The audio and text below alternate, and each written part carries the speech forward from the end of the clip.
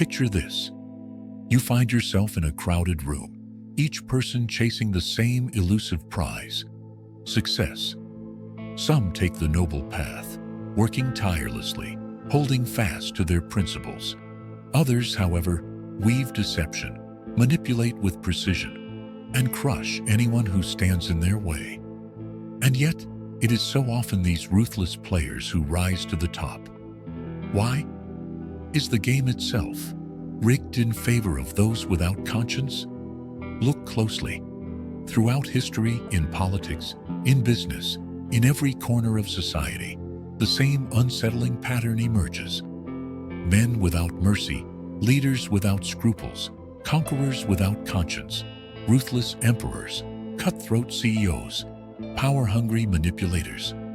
Their ascent is not an accident. It is not a fluke.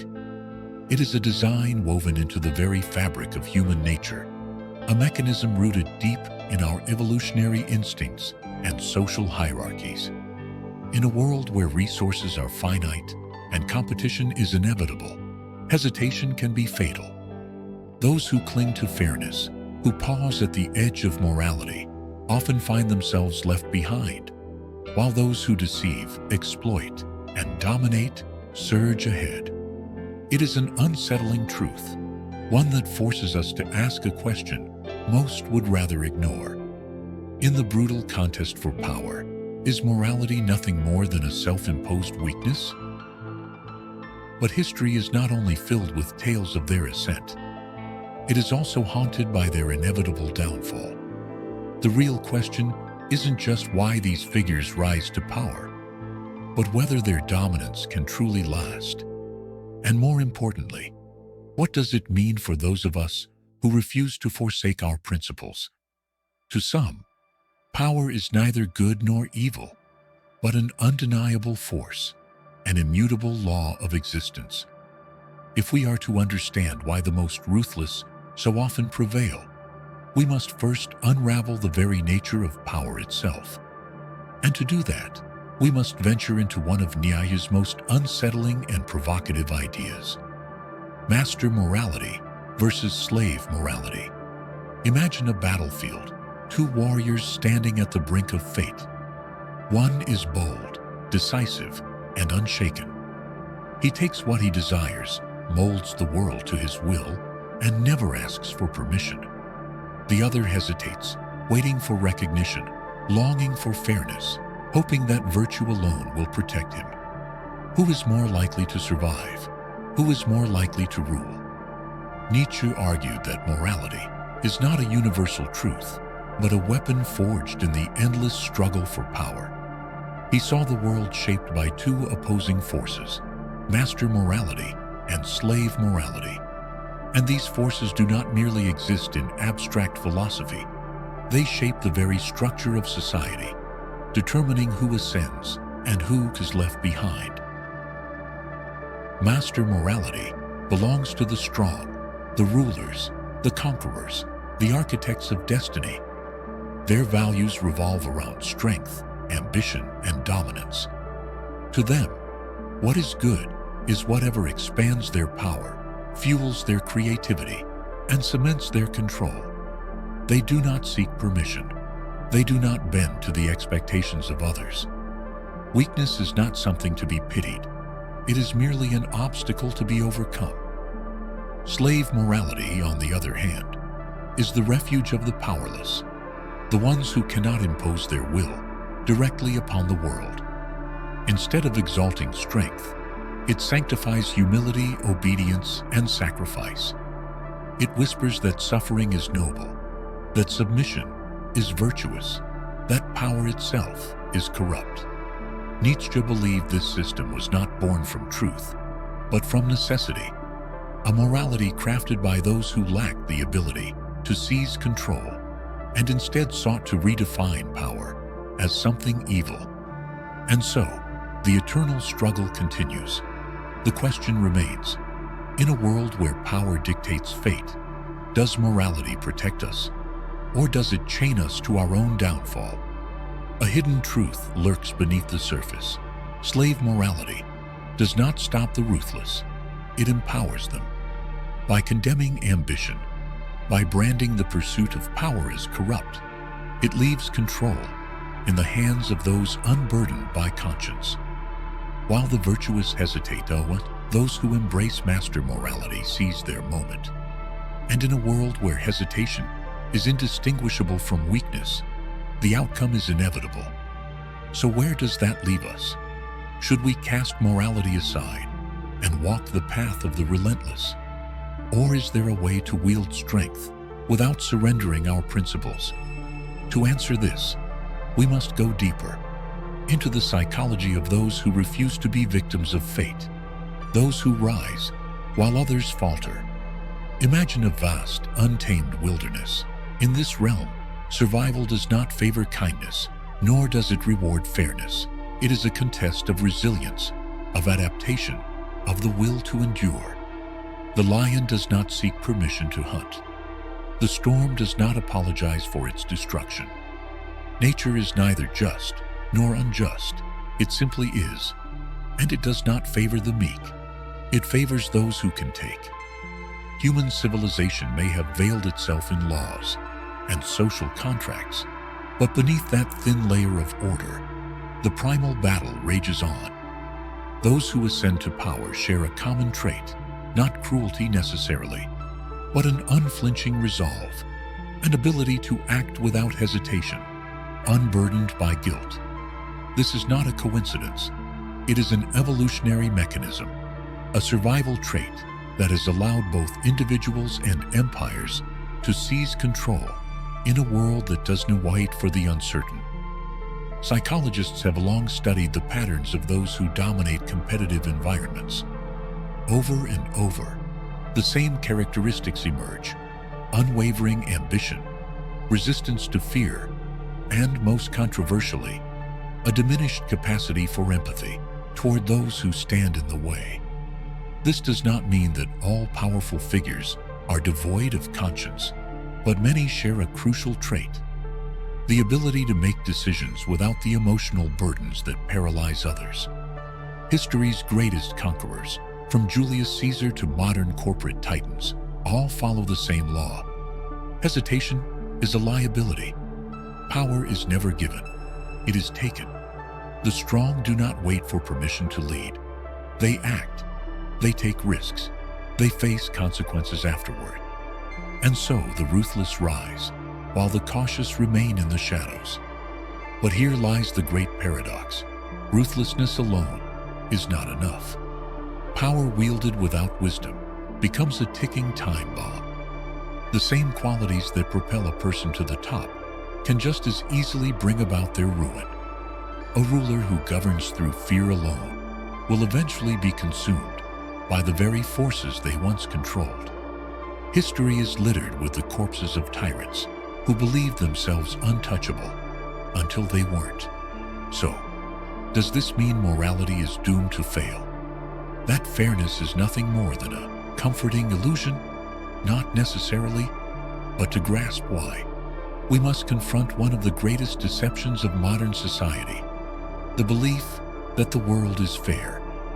From the moment we are born, we are told a reassuring lie. And yet, the paradox lingers, because while the wicked may rise swiftly, history has a way of watching and waiting. From the moment we can understand words, we are told a comforting lie: that the world is just, that virtue is rewarded, that good always triumphs over evil. Stories, traditions, and moral doctrines whisper this illusion into our ears, shaping our beliefs before we ever have the chance to question them. But then, as we step into the real world, the truth slithers into view, cold and indifferent. The hardest workers are not the wealthiest. The most honest do not always lead. The kindest hearts often bear the deepest wounds. This is not a flaw in the system. It is the system. Fairness is not an inherent law of existence. It is a construct, a fable designed to keep order, to lull the powerless into obedience. It soothes the restless, quiets rebellion, and maintains the illusion that justice is inevitable. But justice is not inevitable. It is a story we tell ourselves to make sense of the chaos. Psychologists have a name for this deception: the just world fallacy, the tendency to believe that life is fair, that people receive what they deserve. It is a dangerous belief, one that lulls the naive view into passivity. Those who cling to this illusion assume that goodness alone will be enough, that fairness will intervene on their behalf. But while they wait for a justice that never comes, others, those unshackled by such illusions, have already taken their next move. So what does this mean? Must we cast aside morality entirely and embrace raw, ruthless ambition? Not necessarily. The key is not to reject the game, but to master it. The ones who suffer most are not those who lack strength, but those who believe that playing fair will be enough to win. Yet those who learn to balance integrity with strategy, who wield kindness not as a weakness, but as a weapon, are the ones who reshape the game itself. The truth is unsettling. Fairness is not something we can passively expect. It is something we must seize, and that requires power. Nietzsche understood this struggle as an unshakable reality of the human condition. His answer was neither blind submission to the illusion of fairness, nor reckless descent into cruelty.